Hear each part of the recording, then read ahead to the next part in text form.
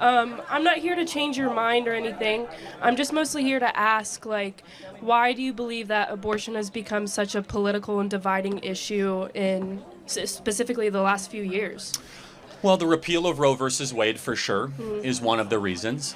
And secondly, there has been a not so subtle dehumanization movement over the last 60 years. Guys, this is Charlie Kirk shutting down a lefty student about abortion. You guys don't want to miss this one. Keep watching. That you're allowed, that makes it acceptable to crush human beings smaller than you if you so choose. Okay. It's mostly like I believe that the initiative of those beliefs have become more hateful towards women. And I'm just kind of wondering, like, what is the incentive with all of these points? Like, why should we not have the option to choose? Do you have the agency or the choice to murder? Well, yes. There's consequences, but I do have the option. Under the law? No, Okay, technically. so therefore, that's our position. Well, not necessarily. It's more so like in the aspects of when, the mother's life is in danger and, those special circumstances, like why can we not have those options in those situations either? Because no one is inherently going out saying, I just want to kill babies. That's not anyone's point here. Well, yeah. It's more so the point of... You should look at a Planned Parenthood ad. I mean, that's basically what they do. But so less than half of 1% of all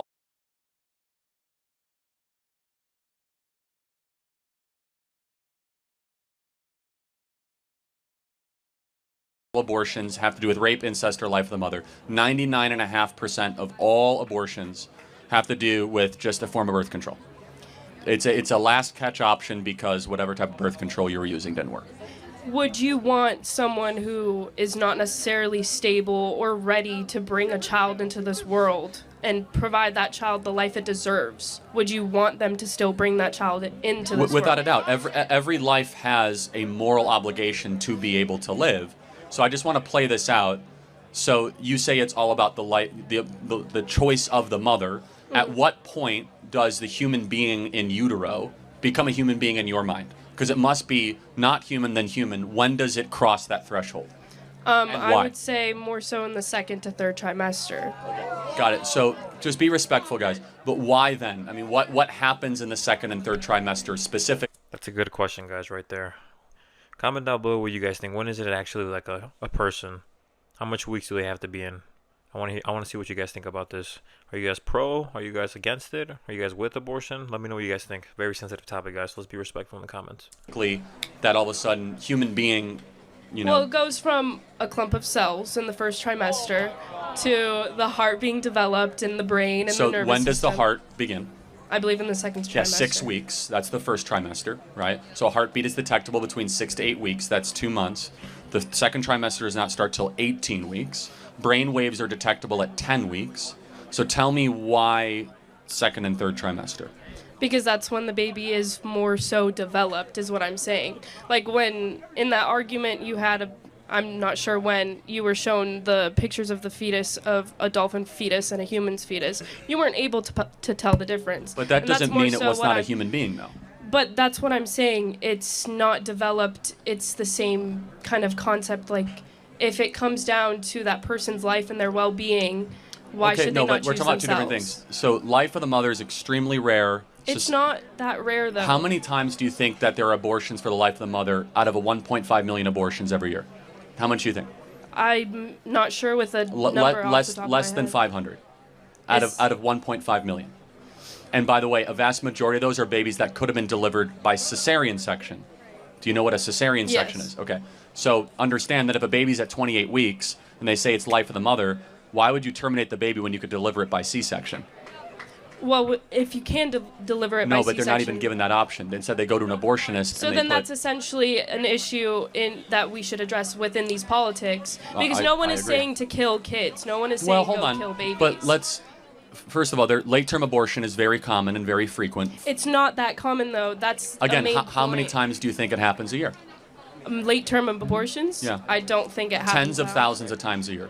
You can't say that Tens when of thousands it comes of to the times. life of the mother. But I am curious, though, just more, because you said about well-being. Mm-hmm. Why should any person be able to terminate another human being if you feel as if your well-being will be jeopardized? Why should I be able to terminate someone in this audience if they're going to get in my well-being way? No, By what moral but Charlie Kirk is apply a cooking, universal moral standard to the abortion argument and help me understand it. If I were to get pregnant right now, I would not be able to give birth to that child and give it the life it deserves. Because how did you get pregnant? How did you... Accidents still happen, guys. Like, Okay, you can hold on. be on birth control. Hold on. You can still... This is an important point, guys. But wait a second. But then shouldn't you take responsibility for Absolutely. your orgasms? Boom, mic drop. Unresponsible intercourses happening. That's how these abortions keep happening, because these young adults are not ready to have these kids. Charlie Kirk got this lefty student. No. So let me be clear that you want to have all the fun, but none of the responsibility. No, that's not what I'm saying. I'm saying accidents still happen. No, of course. And you know what happens when accidents involve other human beings? You don't terminate them. Oh, yo, he got her. He cooked her. He cooked her, guys. Comment down below what you guys think about that. You don't get to eliminate another human being because of an accident. That's not a moral code we live by. This is why we love Charlie but Kirk. Why do you not care about the outcome of that human being's life? Of course I do. No, I mean... But you don't, because I don't? if I were to give birth to a kid right now and it's living in horrible conditions, because I'm just a college student, why do you not care? Why do you not put in funding into those establishments to help them? Everything that we believe in is about the betterment of that kid's life. Safer streets for more police on the streets. We want to have better schools and school choice so that kid can read and learn. Stronger churches so that that kid can learn about a strong ethical code. Why does that matter if I can't afford a house for this kid? Well, but hold on, I'm going through the list of all the things that can happen. Curtailing inflation so that you can have purchasing power for that kid. The point being, everything that we as conservatives believe in is making it easier to have children in this country.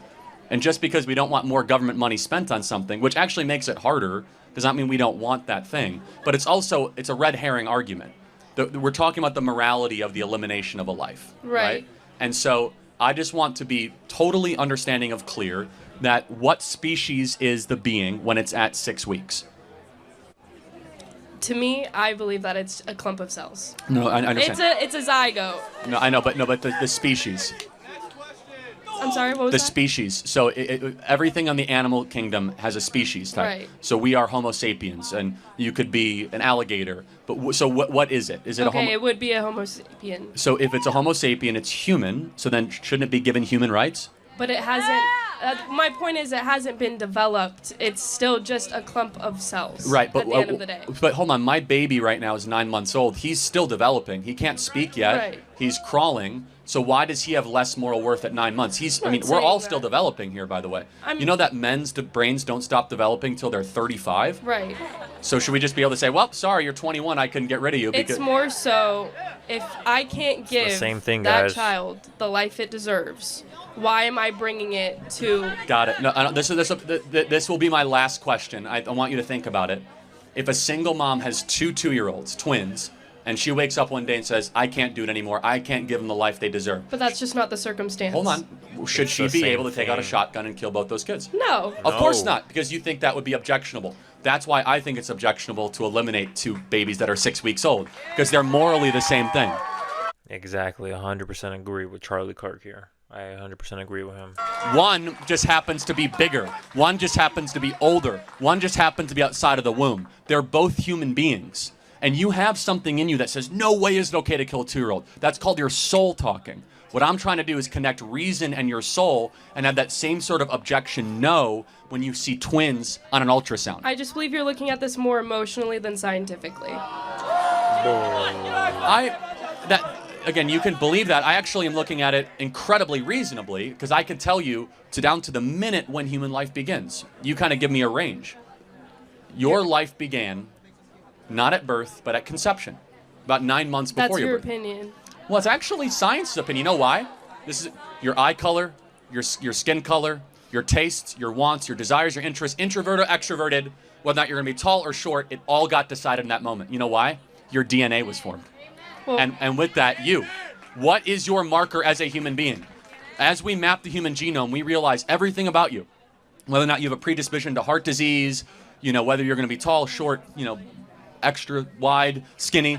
It's all in Guys, Charlie Kirk is right here. Comment down below. Make sure you guys subscribe and like the video. Please, please. Thank you.